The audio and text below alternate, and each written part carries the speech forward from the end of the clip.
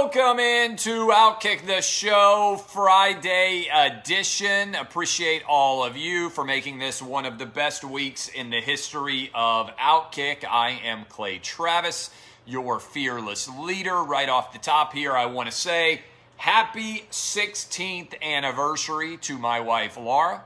We have now been married for 16 years, going out to dinner to celebrate 16 years of marriage. I got married when I was 25 years old, meaning if you go back in time, I was 9 years old, 16 years before I got married. That's pretty wild for me to think about. 9 to 25 is the same distance as 25 to 41. That's how long we have been married. Somebody just said, how long did you date in the comments? We started to date in January of 2002. Our spring semester of law school at Vanderbilt University, which is where we met. So we have now been either dating or married for 18 plus years, whatever the math is on that. So that's 16 years. The over-under for how long I would stay married, according to my friends when I got married, was 2 years. So I have managed to beat the over-under that was set by my guy friends when I actually got married. All right, so we have got a lot to get into here on the program, but I want to say that off the top. I also want to say thank you to all of you who have supported Outkick, who have done such an incredible job making this the greatest month that we have had in the history of the existence of this company, and we're only halfway through the month. So it's been a wild week. Monday, Governor of Florida, Ron DeSantis, comes on, endorses college football in the ACC and the SEC live on my radio program. Tuesday, the President of the United States. Thursday, the Governor of Texas. All of them pushing hard for college football to happen.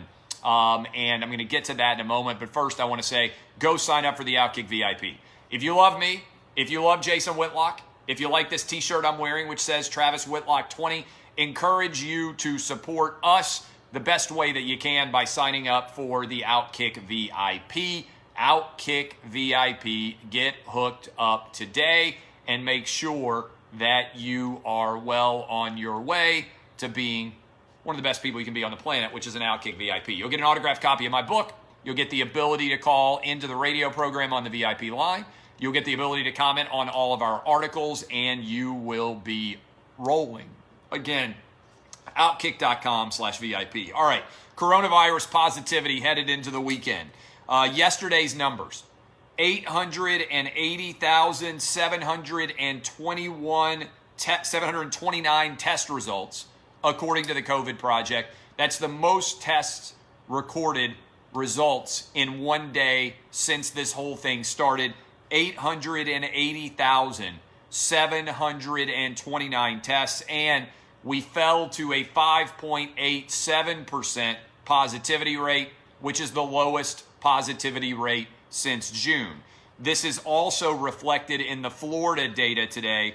Florida reported today an 8.1% positive rate on all of their tests, which is the lowest rate in the state of Florida since June. Also, fall sports start back today and start back on the 24th of August in Florida.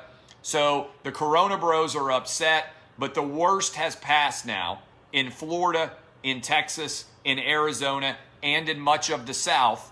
And the death rate remained a fraction of what happened in New York and in New Jersey. And as a result, I would encourage all of you to ask the question, which should be the number one question in all of the media. What in the world went so wrong in New York and New Jersey that those two states had a higher death rate than anywhere else in the world? And how is it that Florida and Texas and California have all had more cases, more confirmed cases than exist in New York, and yet they've had a fraction of the death rate? It doesn't make any sense at all. Look at the data, dive into it, and you will see that there is no legitimacy to it at all. The Big Ten All right? There's no legitimacy to the fear porn that Florida and Texas and California were going to be worse, right? We need an investigation into how New York ended up being so bad. The Big Ten's a disaster. I want you to follow the logic here with me on the Big Ten. The Big Ten told us they can open up campuses. They can open up dormitories. They can open up student cafeterias. They can allow college athletes to continue to train for their sports for 20 hours every day, and many campuses are allowing intramural sports. They are allowing intramural sports to be played on Big Ten campuses this fall, but they're not allowing athletes to play games against other athletes from other schools. This is a logical failure of the highest magnitude. And it's not just me pointing it out. Over 60 parents of Iowa football players sent a blistering letter to the Big Ten saying that they disagree with the decision to cancel the college football season.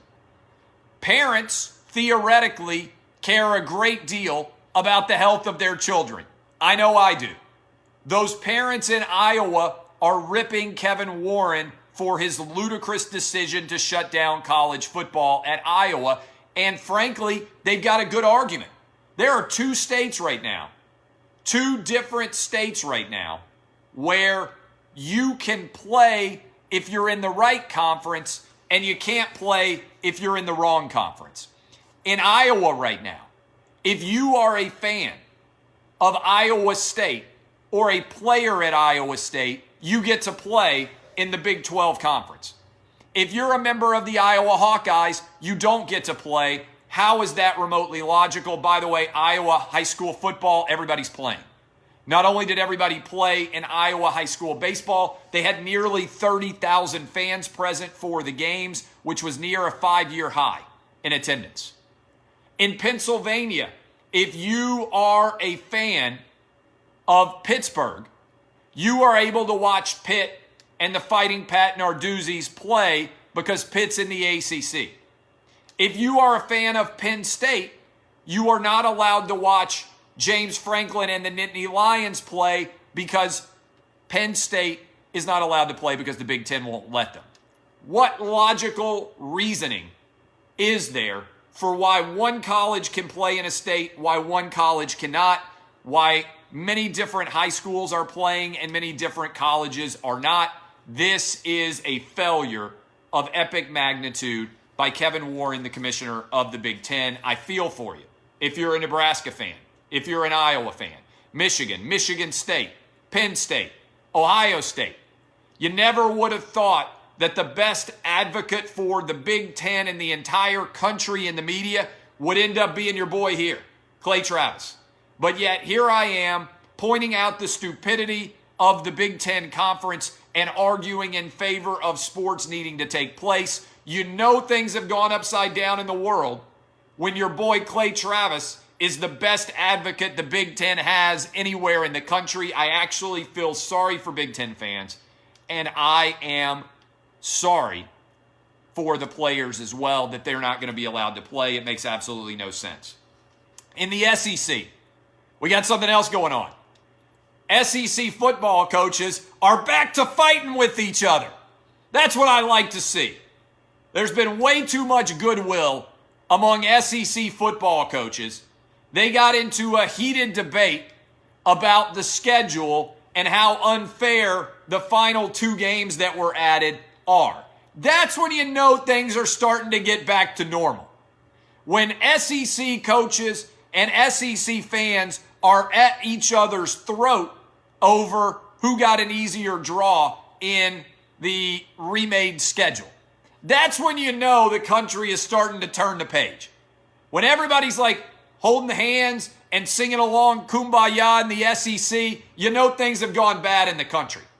When everybody in the SEC is getting the gloves on and the coaches are throwing haymakers at each other, that is when you know that there is some real fighting going on. It just means more And it better mean a lot, because if you are fighting over SEC football schedules, the country is starting to get back to normal. I love it. A couple of other things as we roll into Friday. Dame Lillard. I know some of you hate the NBA. I know some of you hate the outspokenness and the wokeness and the idiocy of all the NBA's protests. I get it. But I got to tell you, Dame Lillard is like the kid on a high school team who can't be stopped right now. The dude pulled up from the NBA logo in a game and drained it in the fourth quarter. I got to tell you, I watch everything. Some people out there, I understand. Some of you are like, I'm not going to watch this. I'm not going to watch that. I understand it, right? You have the right to choose what you watch. I watch everything. And I stayed up late last night because I had a bunch of money on the Trailblazers. And I got to tell you, Damian Lillard is Steph Curry-like, except I think he takes crazier shots than Steph Curry takes right now. And he's on a different level, even that Curry at his best has ever been on.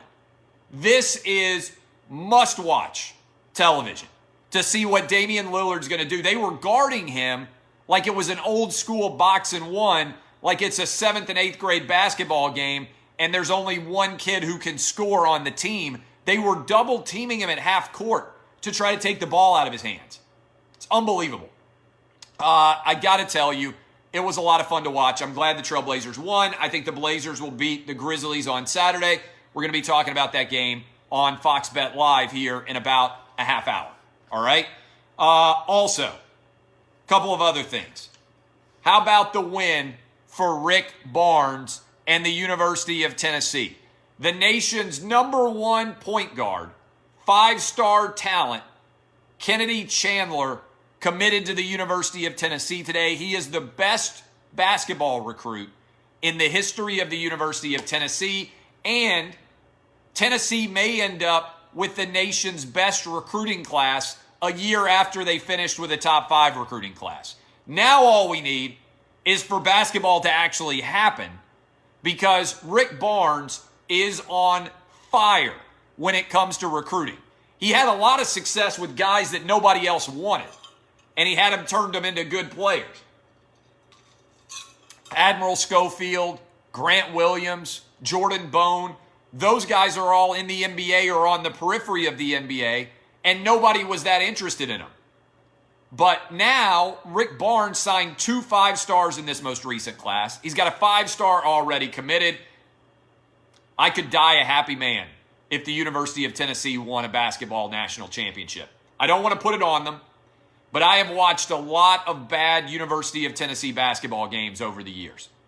If the University of Tennessee could win a national championship in basketball at some point in the next 5 to 7 years, or frankly at any point in my life, I would be in awe.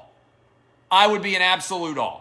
I know we're going to win another football championship. I really mean that at some point in my life. But we've done that before, and I've already seen it. A basketball national championship would be off the charts. I never believed Rick Barnes could be as successful as he has. He is building a perennial top 10 program at Tennessee. Should be top 10-ish for the preseason this year. Should be top 10 again next year. I got to tell you, I'm ready for college basketball to be back. All right. I don't know if my wife will watch this, but happy 16th anniversary to her. We're going out to dinner tonight in Nashville. Looking forward to it. Exciting week. Donald Trump, Florida Governor Ron DeSantis, and also Texas Governor Greg Abbott. Monster numbers, monster audience. I appreciate all of you. This is as fun of a week as I can imagine. Looking forward to celebrating it with some dinner and drinks with my wife tonight. And I'm also excited for my kindergartner to be back in kindergarten and for my 7th grader to have gone to 7th grade today. I'm glad that we are starting to get back to normal across the country, at least for those of us who are sane. Kisses, DBAP, unless you need to SBAP. I am Clay Travis. This has been Outkick the Show. We will be live in about a half hour on the FS1 television network. And then I hope you guys enjoy a spectacular weekend of sports. Props to the ACC. Props to the SEC. Props to the Big 12. I'm sorry if you are a Pac-12 or a Big 10 fan, but regardless if you are a college football fan, your boy here has had your back. I've never worked harder behind the scenes to try to make something happen. I'm hopeful and optimistic that as a result, college football, like Lazarus, has risen from the grave. Love you guys. Kisses. See y'all. Bye. Thank you, Facebook. Love you guys. Bye.